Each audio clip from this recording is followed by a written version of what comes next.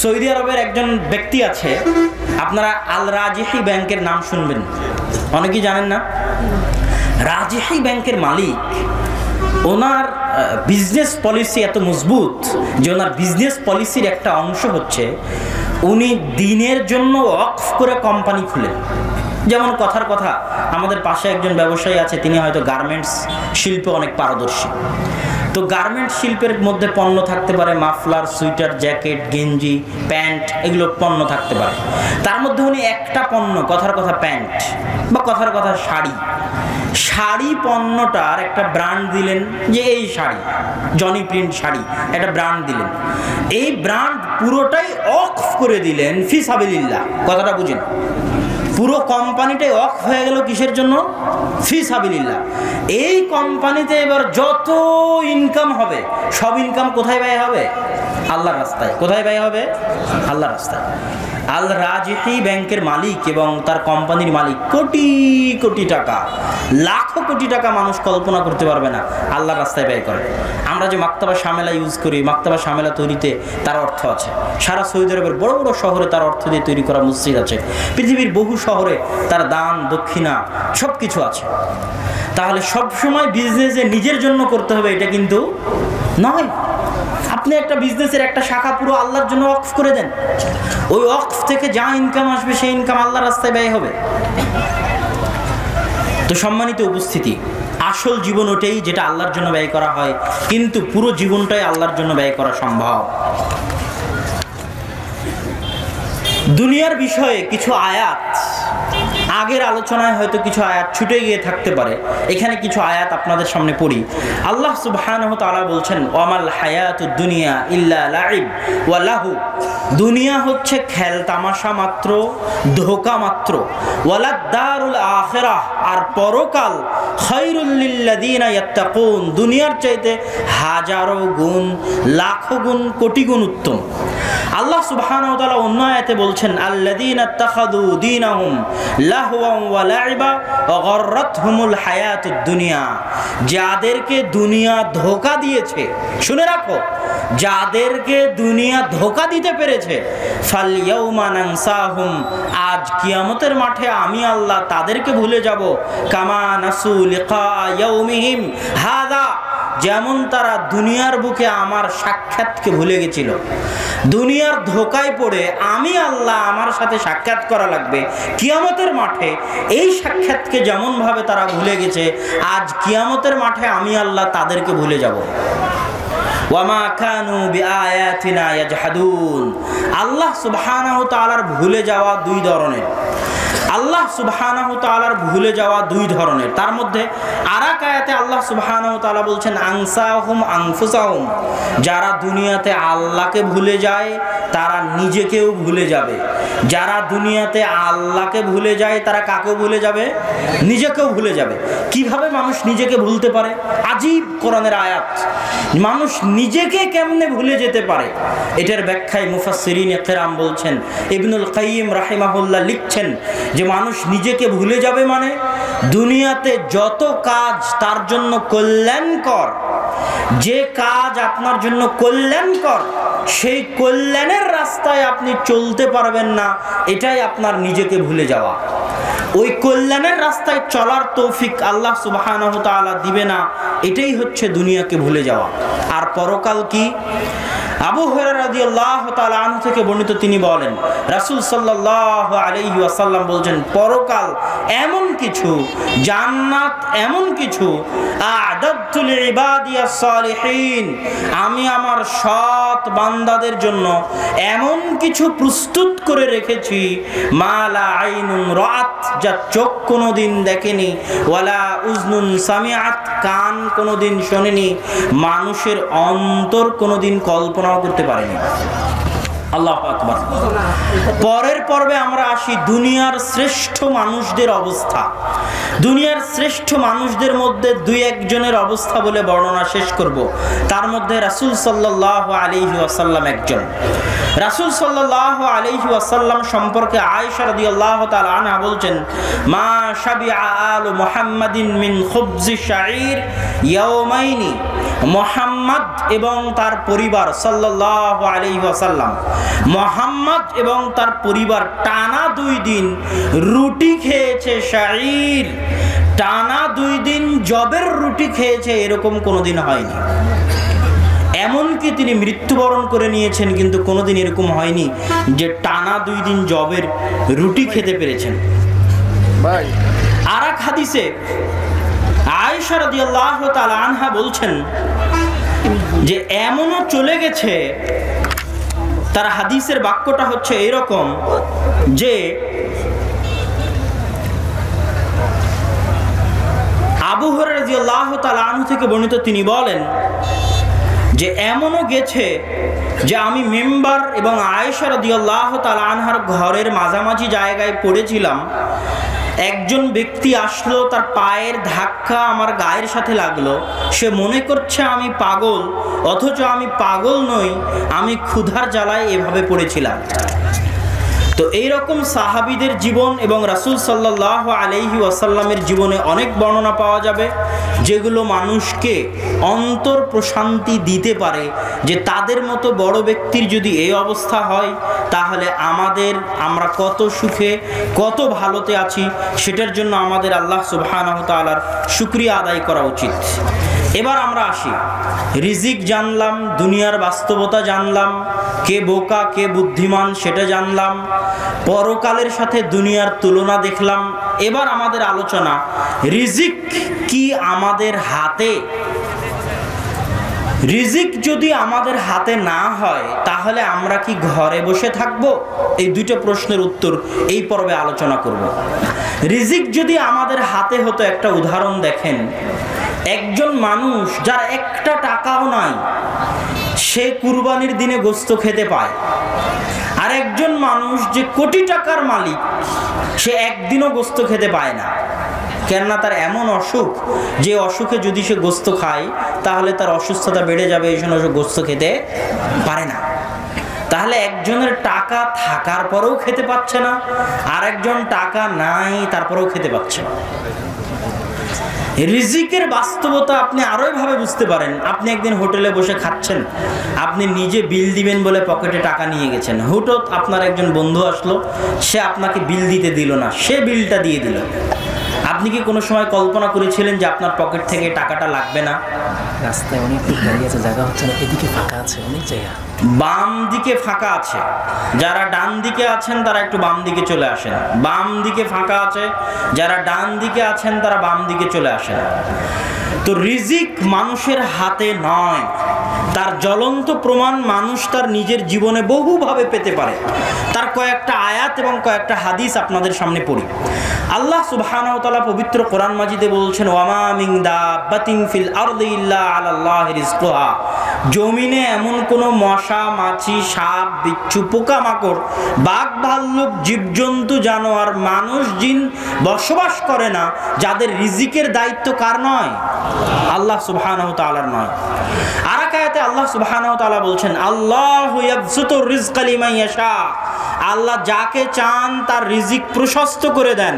ওয়া ইয়াকদিরু লিমান ইয়াশা ওয়া ইয়াকদিরু লাহ, আর যাকে চান তার রিজিক সংকীর্ণ করে দেন। আর এক আয়াতে আল্লাহ সুবহানাহু ওয়া তাআলা বলছেন, আম্মান হাযাল্লাযী ইয়ারযুকুকুম ইন আমসাকা রিজকাহ, এমন কি কেউ আছে দুনিয়াতে যে আল্লাহ যদি তোমার রিজিক আটকিয়ে দেন, দুনিয়ার সেই ব্যক্তি তোমার রিজিকের ব্যবস্থা করতে পারবে? এমন কি কেউ আছে পৃথিবীতে যে আল্লাহ যদি তোমার রিজিক আটকিয়ে দেন, সে তোমার রিজিকের ব্যবস্থা করতে পারবে? এই যে সূরায় আল্লাহ এই কথা বলেছেন, ওই সূরাতে আল্লাহ আরেকটা চ্যালেঞ্জ করেছেন, এমন কি কেউ আছে পৃথিবীতে আল্লাহ যদি মাটির নিচের পানিকে উধাও করে দেন, এমন জায়গায় নিয়ে চলে যান যেখান থেকে মানুষ আনতে পারবে না, তো পৃথিবীতে কেউ কি আছে যে মাটির নিচ থেকে পানি দিতে পারবে? পারবে না। আর এক আয়াতে আল্লাহ সুবহানাহু ওয়া তাআলা, আয়াতে নয় হাদিসে কুদসিতে রাসূল সাল্লাল্লাহু আলাইহি ওয়াসাল্লাম বলছেন, আল্লাহ বলেন, ইয়া ইবাদি, হে আমার বান্দারা, কুল্লুকুম জায়ে', জেনে রাখো তোমরা সবাই ক্ষুধার্ত। সারা পৃথিবীতে যত কোটি মানুষ আছে, শত কোটি মানুষকে আল্লাহ বলছে, যত কোটি মানুষ আগে চলে গেছে তাদেরকে বলছে, যত কোটি মানুষ ভবিষ্যতে আসবে তাদেরকে বলছে, ইয়া ইবাদি, হে আমার বান্দারা, কুল্লুকুম, তোমরা সবাই, আমরা স্টেজে যারা বসে আছি সবাই, সামনে যারা বসে আছি সবাই, কুল্লুকুম, প্রত্যেকেই জায়ে', ক্ষুধার্ত, সকলেই ক্ষুধার্ত। একমাত্র খেতে পায় সে, একমাত্র খেতে পায় সে, ইল্লা মান আতআমতুহু, যাকে আমি আল্লাহ খেতে দিই। আল্লাহু আকবার। আল্লাহ সুবহানাহু ওয়া তাআলার ওপেন চ্যালেঞ্জ, কুল্লুকুম, প্রত্যেকেই ক্ষুধার্ত, একমাত্র খেতে পায় সে যাকে আল্লাহ খেতে দেন। ফাস্তাতইমুনি, অতএব দুনিয়ার মানুষ খেতে চাও, খাদ্য চাও, রিজিক চাও, আমি আল্লাহ আমার কাছে, উতইমুকুম, আমি তোমাদেরকে খেতে দেব। আল্লাহু আকবার। তাহলে খাদ্য রুজি কার কাছে চাইতে হবে? আল্লাহ সুবহানাহু ওয়া তাআলার নিকটে। আরেক হাদিসে রাসূল সাল্লাল্লাহু আলাইহি ওয়াসাল্লাম বলছেন, আল্লাহ সুবহানাহু ওয়া তাআলা বলেন হাদিসে কুদসি, ইন্না আউওয়ালাকুম ওয়া আখিরাকুম ওয়া ইনসাকুম ওয়া জিন্নাকুম, হে দুনিয়ার মানুষ, পৃথিবীর প্রথম ব্যক্তি থেকে নিয়ে পৃথিবীর শেষ ব্যক্তি পর্যন্ত, জিনদের শুরু থেকে নিয়ে জিনদের শেষ পর্যন্ত সকলেই যদি আদম থেকে নিয়ে কিয়ামত পর্যন্ত সকল মানুষ, জিনের শুরু থেকে নিয়ে কিয়ামত পর্যন্ত সকল জিন, কামু ফি সাঈদিন ওয়াহিদ, এক মাঠে জমা হয়, এক মাঠে। আজ যেমন এক মাঠে আপনারা হাজারো মানুষ জমা হয়েছেন, এরকম এক মাঠে আল্লাহ বলছেন আদম থেকে নিয়ে কিয়ামত পর্যন্ত সব মানুষ জমা হলো, জিনের শুরু থেকে নিয়ে শেষ পর্যন্ত সব জিন জমা হলো। ফাসালুনি, যার যা চাওয়ার আছে আমার নিকটে চাইলো। কে কোটি টাকার মালিক হতে চায়, কে কত বিঘা সম্পত্তির মালিক হতে চায়। ফাআতাইতু কুল্লা ইনসানিন মাসআলাতা, আমি আল্লাহ একবারে, এক বৈঠকে, একই সাথে, একই মজলিসে আদম থেকে নিয়ে কিয়ামত পর্যন্ত সকল মানুষ, সকল জিনের চাওয়া একবারে, যে যা চাইলো সব দিয়ে দিলাম একবারে। মা নাকাসা যালিকা মিম্মা ইনদি, একবারে দেওয়ার পরেও আমি আল্লাহ আমার নিকটে যা আছে তার থেকে ততটুকুও কমতি হবে না, ততটুকুও কমতি হবে না। সারা পৃথিবীর সকল মানুষকে, সকল জিনকে আদম থেকে নিয়ে কিয়ামত পর্যন্ত একই মাঠে যে যা চাইলো তাকে একবারে তাই দিয়ে দিলাম। তারপরেও আমি আল্লাহ আমার নিকটে যা আছে তাকে অতটুকুও কমতি হবে না। একটা সুই সমুদ্র ডুবানোর পর ওই সুই উঠালে সুইয়ের সাথে লেগে থাকা পানির কারণে সমুদ্রের পানিতে যতটুকু কমতি সৃষ্টি হয়, আমার আল্লাহ আমার নিকটে যা আছে তাতে অতটুকুও কমতি হবে না। আল্লাহু আকবার। এটা হচ্ছে আল্লাহ সুবহানাহু, সহিহ মুসলিম হাদিস 6337। তাহলে রিজিক কার হাতে বলেন তো? আল্লাহ সুবহানাহু তাআলার হাতে। চাইতে হবে কার কাছে? আল্লাহর কাছে।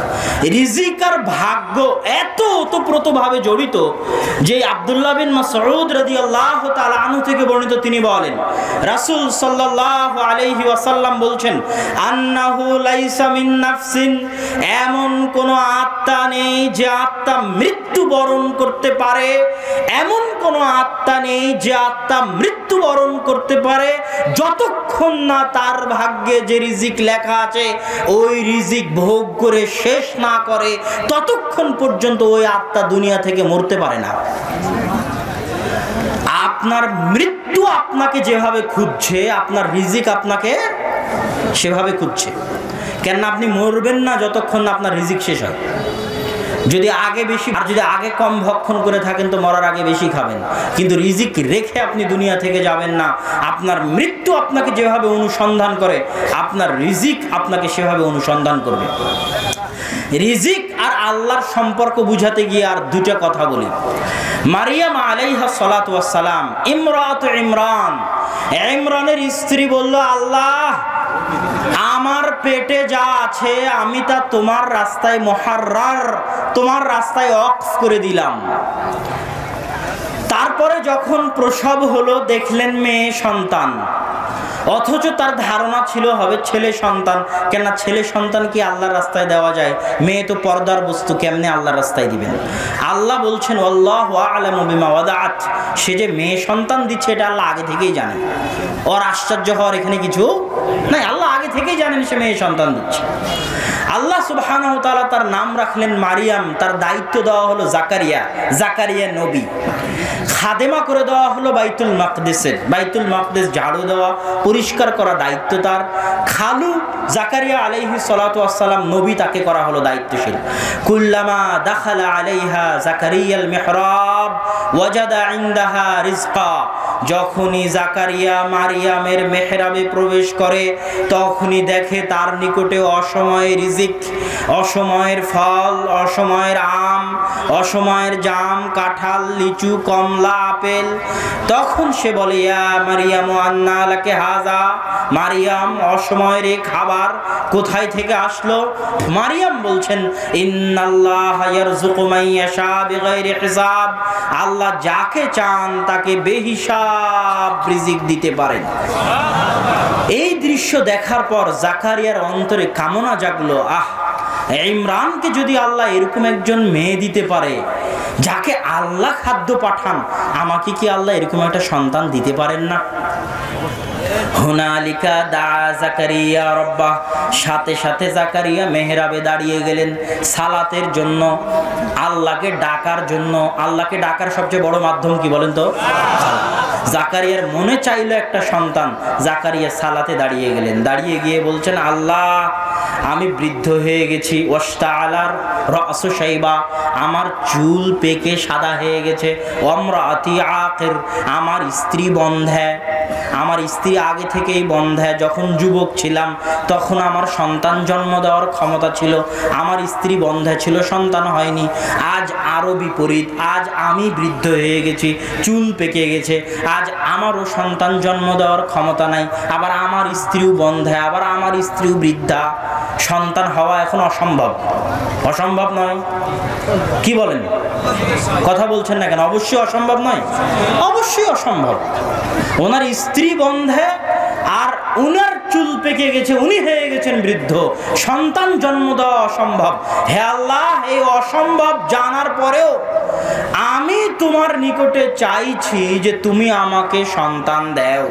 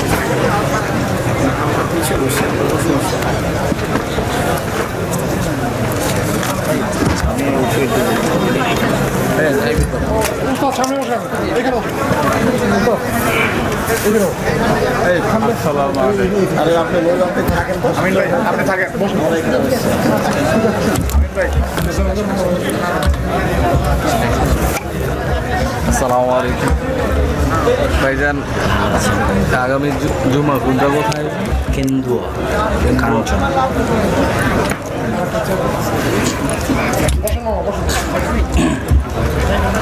আমরা আলোচনা করছিলাম রিজিক কার হাতে। আলোচনা শেষে আমরা এতটুকু স্পষ্ট করতে পেরেছি, জি আপনারা হইচই না করে চুপচাপ বসেন। আমরা আলোচনা থেকে স্পষ্ট করতে পেরেছি যে রিজিক আল্লাহ সুবহানাহু ওয়া তাআলার হাতে। এখন পরের প্রশ্ন, রিজিক যখন আল্লাহর হাতে, তাহলে আমি ঘরে বসে থাকবো না কেন? সাউন্ডের সমস্যা হচ্ছে, এখন লাগানোর সময় নেই। সরি ভাই, সরি। আবার সরি সরি না হবে। এখন দ্বিতীয় প্রশ্ন হচ্ছে, রিজিক যখন আল্লাহর হাতে, তাহলে ঘরে কেন বসে থাকবো না? সব মানুষ কমন প্রশ্ন করে যে রিজিক যখন আমার ভাগ্যে লেখা আছে, তাহলে আমি ঘরে বসে থাকবো। এবার দেখেন আল্লাহ সুবহানাহু ওয়া তাআলা কি বলছেন।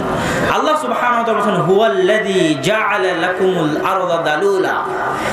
ওই আল্লাহ, সেই আল্লাহ যিনি তোমাদেরকে পৃথিবীকে করে দিয়েছেন অধীনস্থ, তোমাদের জন্য পৃথিবীকে করে দিয়েছেন নত আবাদের জায়গা, তোমাদের জন্য পৃথিবীকে করে দিয়েছেন অধীনস্থ।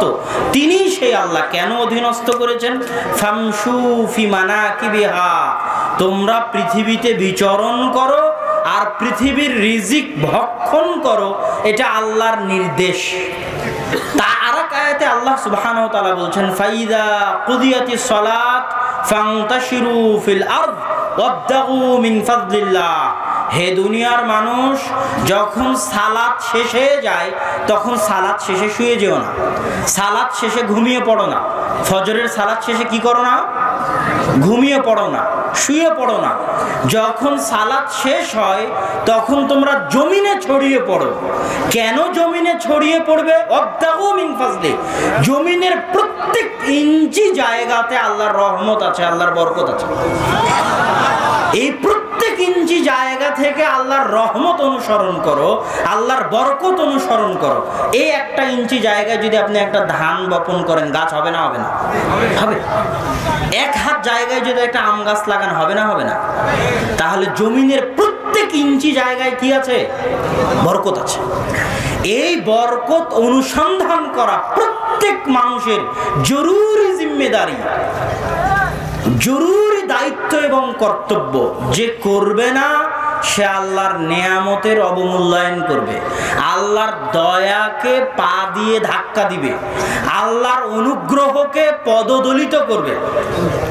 একটা রিক্সা চালক ধামরাই বাজার, আমি বললাম এখান থেকে আমতলা বাজার বা 5 গ্রাম যাব, সে যদি বলে না আমি আর যাবো না, যেতে পারবো না, আমি ওই রিক্সাওয়ালার জন্য আল্লাহর পক্ষ থেকে পাঠানো দয়া ছিলাম। কি ছিলাম বলেন তো? সে আমাকে না নিয়ে কিসের অবমূল্যায়ন করলো? আল্লাহর রিজিকের অবমূল্যায়ন করলো, আল্লাহর দেওয়া দয়ার অবমূল্যায়ন করলো। একটা গাড়ির ড্রাইভারকে আমি কল দিলাম, ভাই আজকে যেতে হবে, সে বললো আমি আজকে শুয়ে আছি, ঘুমিয়ে আছি, যেতে পারবো না। সে কিসের অবমূল্যায়ন করলো বলেন তো? রিজিকের অবমূল্যায়ন করলো। আপনার জীবনে হালাল পন্থায় উপার্জন করতে পারবেন এমন একটা টাকাও কার দয়া? আল্লাহর দয়া। ওই একটা টাকা মনে করেন না যে আপনি এমনি পেয়ে গেছেন, আল্লাহ দয়া না করলে পাওয়ার সুযোগ তৈরি হতো না। আল্লাহ যখন দয়া দিয়ে পাওয়ার সুযোগ তৈরি করে দিয়েছে, তখন আপনি কোন লাট সাহেব যে আল্লাহর ওই দয়া সংগ্রহ করবেন না? আল্লাহর ওই দয়া সংগ্রহ করা ইবাদত, নত হওয়া আল্লাহর সামনে। দাউদ আলাইহিস সালাতু ওয়াস সালাম একদিন গোসল করছেন, স্বর্ণের বৃষ্টি হচ্ছে, গোসল ছেড়ে দিয়ে স্বর্ণ কুড়াতে গেছেন। দাউদকে আল্লাহ ধন সম্পদ অত কম দেননি যে গোসল ছেড়ে দিয়ে স্বর্ণ কুড়াতে হবে, এত ধন সম্পদ কম দেননি। দাউদ আলাইহিস সালাম কেন গেলেন? কোটি টাকার মালিক হলেও দাউদ সুলাইমান কোটি কোটি কোটি কোটি টাকার মালিক হওয়ার পরও কার দয়ার ভিখারি? আল্লাহর দয়ার ভিখারি। দাউদ এটা আল্লাহকে দেখাতে চায় যে আল্লাহ আমি কোটি টাকার মালিক হয়েছি ঠিকই, কিন্তু যে 1 টাকা পড়ে আছে ওই 1 টাকার আমি ভিখারি, কেন ওই 1 টাকা তোমার দয়া। এটাই হচ্ছে একজন মুসলমানের আবেগ এবং অনুভূতি। সুতরাং আপনি রিজিক আল্লাহর হাতে, কিন্তু রিজিক দয়া। তো রিজিক আপনি অনুসন্ধান করবেন কেন? আল্লাহর দয়া অনুসন্ধান করার জন্য। এবং ওই অনুসন্ধান করতে গিয়ে যা অর্জন করবেন তা আপনার টাকা নয়, তা সব কার দেওয়া? আল্লাহর দেওয়া। আল্লাহ কোরআনে কোনো জায়গায় বলেনি যে আপনার টাকা দান করতে হবে। মিম্মা রাযাকনাহুম, আপনার পকেটে যে টাকা আছে ওটা আমি আল্লাহ দিয়েছি, আমার দেওয়া টাকা তুমি আল্লাহ আমার রাস্তায় ব্যয় করো। আল্লাহ কোথাও স্বীকার করেনি যে আপনার 10 বিঘা সম্পত্তির মালিক আপনি, ওটার আসল মালিক কে? আজ থেকে 500 বছর আগে আরেকজন ছিল, 500 বছর পরে আরেকজন হবে, কিন্তু আসল মালিক কে? আল্লাহ সুবহানাহু ওয়া তাআলা। সুতরাং রিজিক অনুসন্ধান করতে হবে। রিজিক অনুসন্ধান করা জরুরি দায়িত্ব ও কর্তব্য। আলোচনা আমি সংক্ষিপ্ত করে দিচ্ছি, রিজিক বাড়বে কিভাবে। রিজিক বাড়া মানে হচ্ছে বরকত। ইসলামে রিজিক বৃদ্ধি মানে কি বলেন তো? বরকত। আগে বরকত জিনিসটা বুঝেন যে বরকত কি। রাসূল সাল্লাল্লাহু আলাইহি ওয়াসাল্লাম মাত্র 23 বছর, মাত্র 23 বছর তিনি দাওয়াত দিয়েছেন। মাত্র কত বছর? 23 বছর।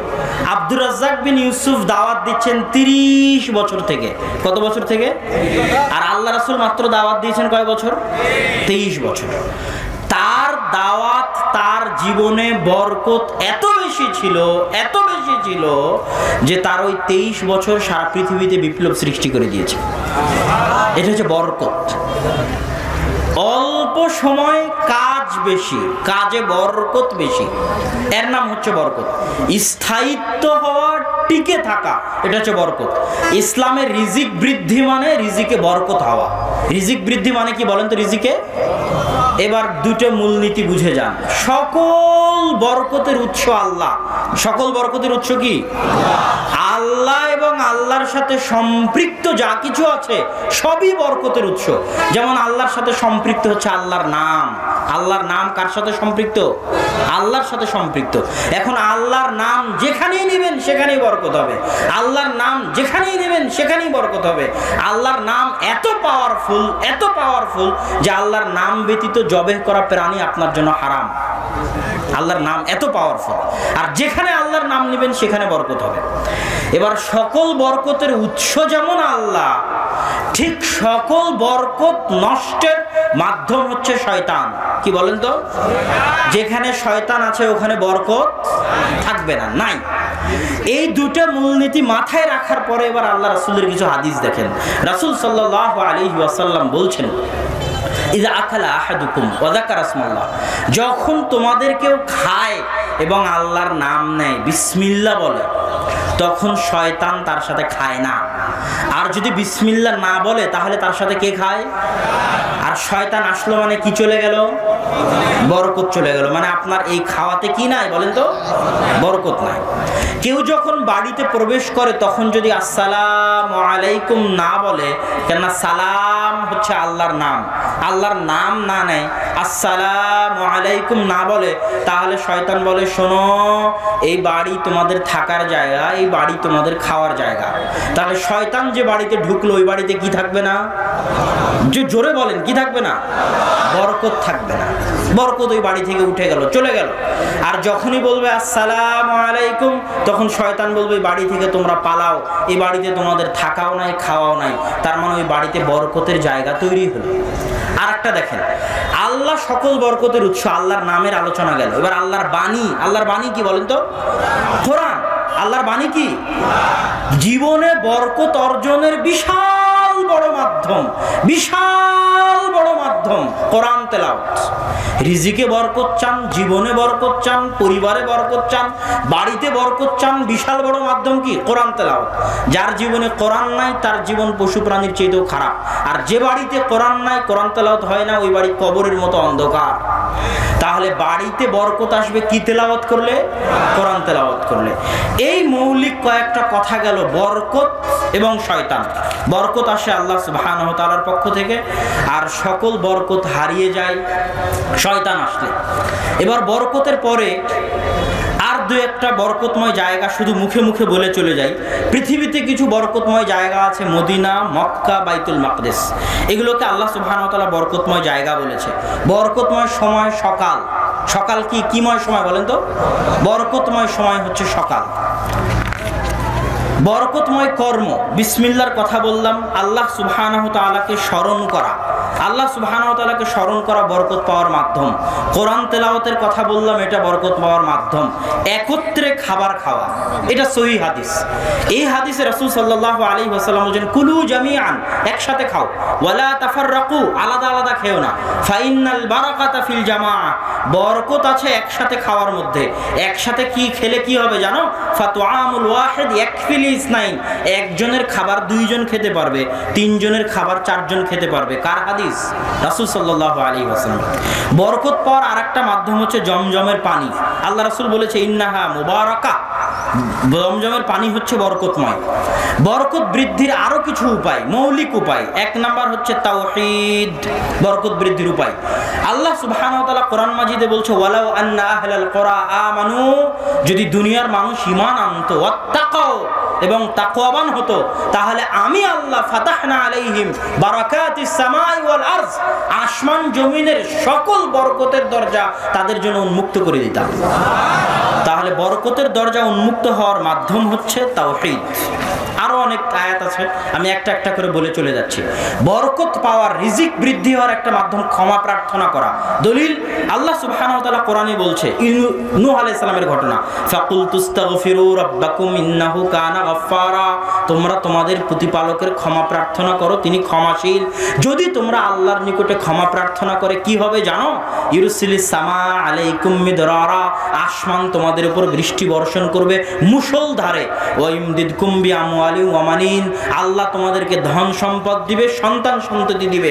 ওয়াজআল লাকুম জান্নাতিন ওয়াজআল লাকুম আনহারা, তোমাদের জন্য বাগান দিবে, নদী নালা দিবে, যদি তোমরা আল্লাহর নিকটে কি করো? ক্ষমা প্রার্থনা করো। একটা ঘটনা সহিহ সূত্রে, ওমর রাদিয়াল্লাহু তাআলা আনহু মানুষকে নিয়ে চলে গেলেন বৃষ্টি প্রার্থনা করতে। কি প্রার্থনা করতে? বৃষ্টি প্রার্থনা করতে গিয়ে তিনি মানুষকে বলছেন সবাই ক্ষমা চাও, আস্তাগফিরুল্লাহ আল্লাযী লা ইলাহা ইল্লা হুয়াল হাইয়ুল কাইয়্যুম ওয়া আতুবু ইলাইহি, আল্লাহর নিকটে ক্ষমা চাও, আস্তাগফিরুল্লাহ ওয়া আতুবু ইলাইহি বলতে থাকো, আল্লাহর নিকটে ক্ষমা চাও। তখন তাকে জিজ্ঞেস করা হচ্ছে আপনি এটা কেন করছেন? আল্লাহ সুবহানাহু ওয়া তাআলার নিকটে বৃষ্টি প্রার্থনা না করে ক্ষমা কেন প্রার্থনা করতেছেন? তখন তিনি এই আয়াত তেলাওয়াত করলেন, যে আয়াতে আল্লাহ বলছে ফাকুল তুস্তাগফিরু রাব্বাকুম ইন্নাহু কানা গাফফারা ইরসিলিস সামা আলাইকুম মিদরারা, যদি তোমরা আল্লাহর নিকটে ক্ষমা প্রার্থনা করো আসমান বৃষ্টি বর্ষণ করবে মুষলধারে। আল্লাহ, তাহলে আসমান বৃষ্টি বর্ষণ করে না কেন? গুনাহের কারণে। আর জীবনে বরকত আসতে পারে ক্ষমার কারণে। এবার আল্লাহর উপর ভরসা। আল্লাহর উপর ভরসার বিষয়ে রাসূল সাল্লাল্লাহু আলাইহি ওয়াসাল্লামের একটা হাদিস ওমর রাদিয়াল্লাহু তাআলা আনহু বর্ণনা করেছেন, লাউ আন্নাকুম তাওয়াক্কালুনা আলাল্লাহি হাক্কা তাওয়াক্কুলি, যদি তোমরা আল্লাহর উপর সত্যিকার ভরসা করতে পারো তাহলে একটা জিনিস জেনে রাখো, লা রুজিকতুম কামা তুরজাকুত তায়র, তোমাদেরকে ওইভাবে রিজিক দেওয়া হবে যেভাবে পাখিকে রিজিক দেওয়া হয়। তাকদু খিমাসাও ওয়া তারুহু বিতানা, একটা পাখি সকালবেলা বের হয় খালি পেটে আর সন্ধ্যাবেলা ফেরে ভরা পেটে। সে কি নিজের জন্য কিছু জমা করে রাখে? রাখে না। জমা করে না রাখার পরও আজকেও পৃথিবীর লাখো কোটি পাখি খালি পেটে বের হয়েছে, ভরা পেটে ফিরেছে। যদি তোমরা সত্যিকার আল্লাহর উপর ভরসা করতে পারো আল্লাহ তোমাদেরকে এইভাবেই রিজিক দিবেন যেভাবে পাখিকে রিজিক দেন।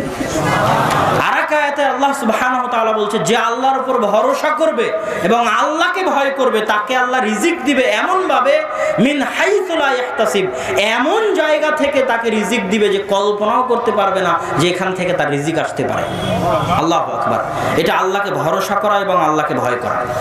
আরেকটা আসি, আত্মীয়তার সাথে সম্পর্ক রক্ষা করা। রাসূল সাল্লাল্লাহু আলাইহি ওয়াসাল্লাম বলছেন, মান সাররাহু আন ইউবসাতা লাহু ফি রিজকিহি, কেউ যদি চায় যে তার রিজিক প্রশস্ত করা হোক, তার হায়াত বৃদ্ধি করা হোক, সে যেন আত্মীয়তার সম্পর্ক রক্ষা করে।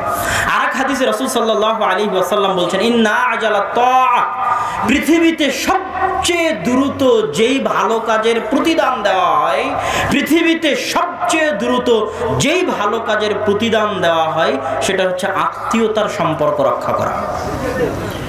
আমি এটা বলতে চাই না, কিন্তু আব্বু পাশে বসে আছে তাও বলতেছি, আমি এটাই মনে করি যে আব্বু তার জীবনে যে রহমত বরকত অর্জন করেছে এটার পুরোটার অনেকাংশের একটা বড় ভিত্তি হচ্ছে আত্মীয়দের সাথে খোঁজ খবর রক্ষা করা, আত্মীয়দের সাথে সুসম্পর্ক রক্ষা করা। এটা আমার কাছে মনে হয় আব্বুর ক্ষেত্রে।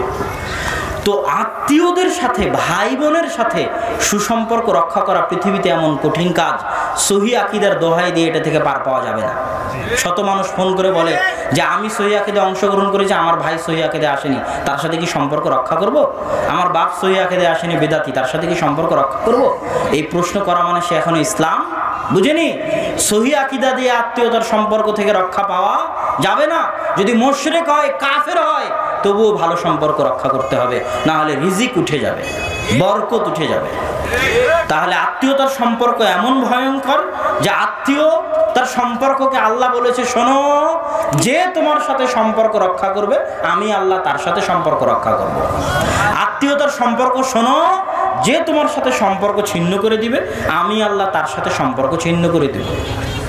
3 নাম্বার, আল্লাহর রাস্তায় ব্যয় করা। আরো অনেক পয়েন্ট আছে। আল্লাহর রাস্তায় ব্যয় করলে ধন সম্পদ বৃদ্ধি পায়, এটা আল্লাহর ওয়াদা, কিন্তু মানুষ বুঝে না কেমনে বৃদ্ধি পাবে।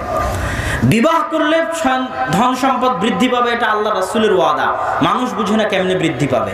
সন্তান সন্ততি বেশি হলে ধন সম্পদ বৃদ্ধি হবে, এটা আল্লাহ রাসূলের ওয়াদা, মানুষ বুঝে না কেমনে বৃদ্ধি পাবে। আমি এই দান করা, বিবাহ করা এবং সন্তান সন্ততি হওয়া, 3টাকে একসাথে উদাহরণ দিয়ে বলে আজকের বক্তব্যের শেষের দিকে চলে যাব। তার আগে একটা হাদিস বলি। রাসূল সাল্লাল্লাহু আলাইহি ওয়াসাল্লামের যুগে একজন ব্যক্তি আল্লাহর রাসূলের দরবারে আহলে সুফা মসজিদে বসে কোরআন এবং হাদিসের জ্ঞান অর্জন করত। তার ভাই একদিন আল্লাহ রাসূলকে এসে বলছে, আল্লাহ রাসূল, ফাশাকাল মুহতারিফ আখাহু ইলান নবী। তার যে ভাইটা উপার্জন করে সে এসে আল্লাহ রাসূলকে বলছে, আল্লাহ রাসূল, আমার ভাই আপনার দরবারে সারাদিন বসে থাকে, বাড়ির কোনো কাজ কারবার করে না, এখানেই কোরআন এবং হাদিস তেলাওয়াত করে জ্ঞান অর্জন করে, আমার ইনকামে অনেক সমস্যা হয়।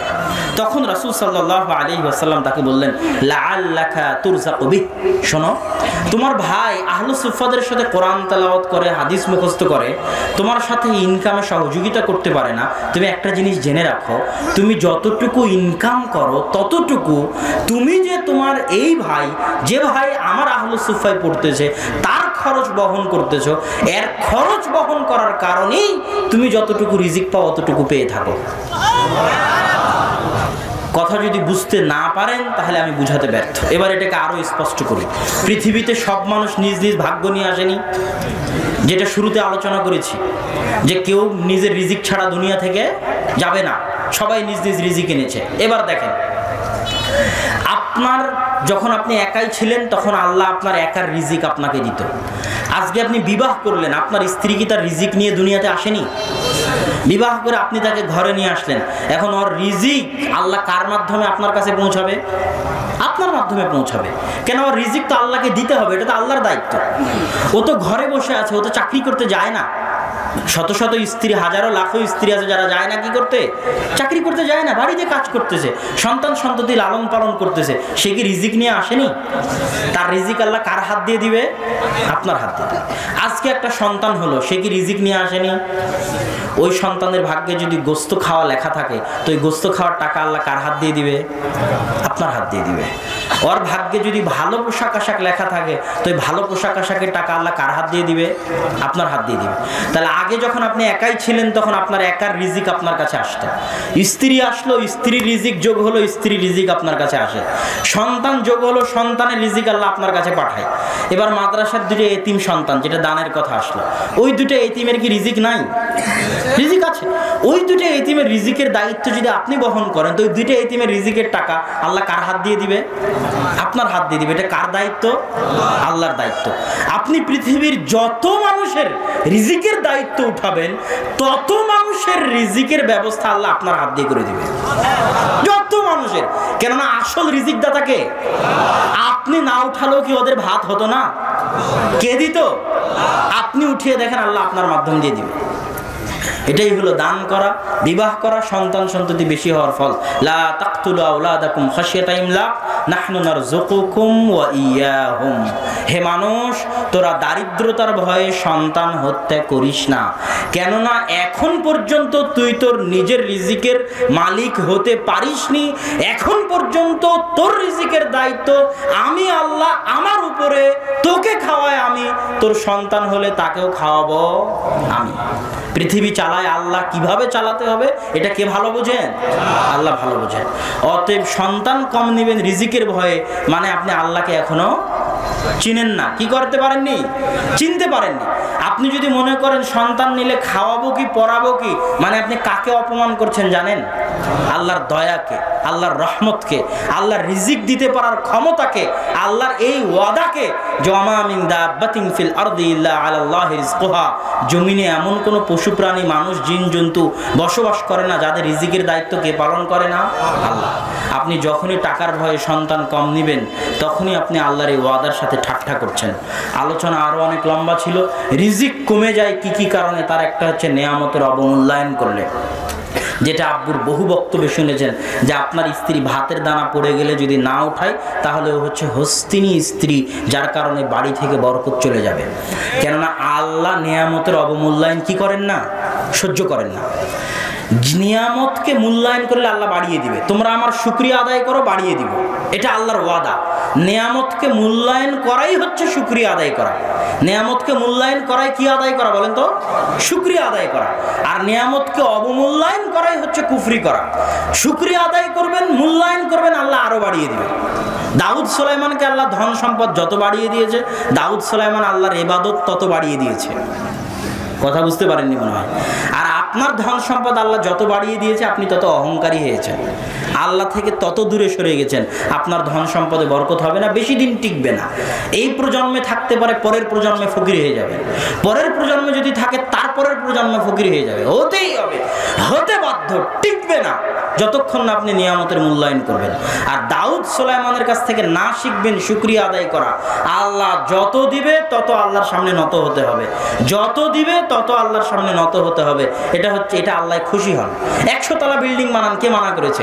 100 তলা বিল্ডিং বানানোর পর বলেন হাদা মিন ফাদলি রব্বি, 100 তলা বিল্ডিং আমি বানাতে পারিনি, আল্লাহ বানাতে দিয়েছে। এতেই আল্লাহ খুশি। বুঝতে পারেননি মনে হয়। হালাল পন্থায় 100 কোটি টাকার মালিক হন, কে বলেছে? 100 কোটি টাকার মালিক হওয়ার পরে সিজদা শুকরিয়া আদায় করে বলেন 100 কোটি টাকার মালিক হওয়ার ক্ষমতা আমার ছিল না, আল্লাহই বানিয়েছে। এটাই কিন্তু আল্লাহর পরীক্ষা। আল্লাহ মানুষকে ধনী গরিব কেন বানায়? পরীক্ষা করার জন্য। কেন বানায় বলেন তো? ওই যে বানি ইসরাইলের 3 জন ব্যক্তির ঘটনা মনে আছে? একজন অন্ধ, একজন কুষ্ঠ, একজন ধবল, মাথায় টাক, আর একজনের শরীর ধবল, আর একজন অন্ধ। তাদেরকে আল্লাহ, তারা গরিব ছিল, আল্লাহ তাদেরকে ধনী করে দিল। তো গরিব থাকা অবস্থাতেও তাদের পরীক্ষা। এবার ধনী হওয়ার পরও কি শুরু হয়ে গেল? পরীক্ষা শুরু হয়ে গেল। ফেরেশতা আসলো, এর কাছে চায়, ওর কাছে চায়, 2 জন দিল না, অন্ধ ব্যক্তি দিল। তো তারা কি, ফেরেশতা কি সত্যি ফকির ছিল বলেন তো? ফেরেশতা কিন্তু সত্যি ফকির ছিল না।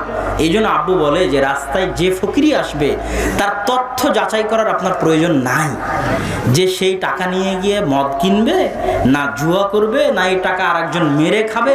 এই তথ্য যাচাইয়ের দরকার হলে ওই অন্ধ ব্যক্তি আগে যাচাই করতে, এই ব্যক্তি ফেরেশতা না আসলেই ফকির। কথা বুঝতে পারেননি মনে হয়। ওই অন্ধ ব্যক্তি যাচাই না করেই তাকে সহযোগিতা করেছে। এটাই আল্লাহর পরীক্ষা। আপনি দিচ্ছেন কিনা এটা আপনার দায়িত্ব, দেওয়ার পরে সে কি করলো ওটা তার দায়িত্ব। কথা মনে হয় বুঝাতে পারি।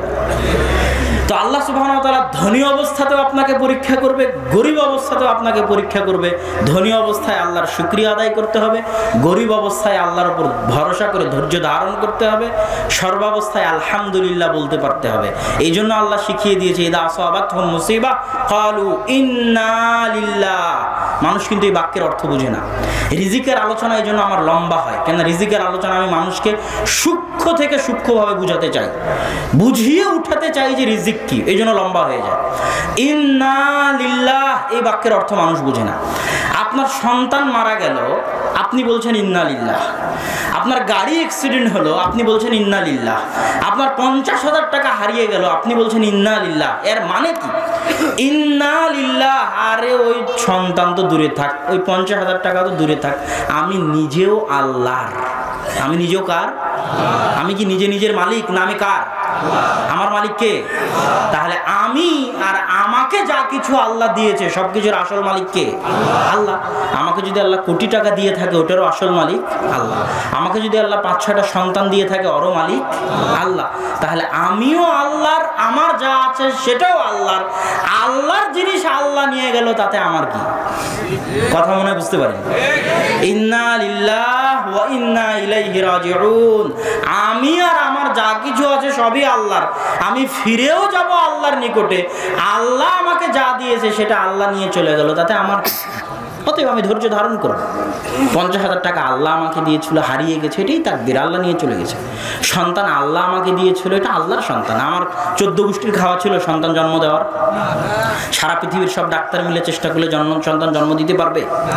অসম্ভব, হতে পারে না। এটা কার দয়া? আল্লাহর দয়া। আল্লাহ সুবহানাহু ওয়া তাআলা আমাদেরকে রিজিক ভালোভাবে বুঝার, রিজিকে বরকত অর্জন করার, আল্লাহর শুকরিয়া আদায় করার তৌফিক দান করুক। আল্লাহুম্মা আমিন। ওয়া আখিরু দাওয়ানা আনিল হামদুলিল্লাহি রাব্বিল আলামিন।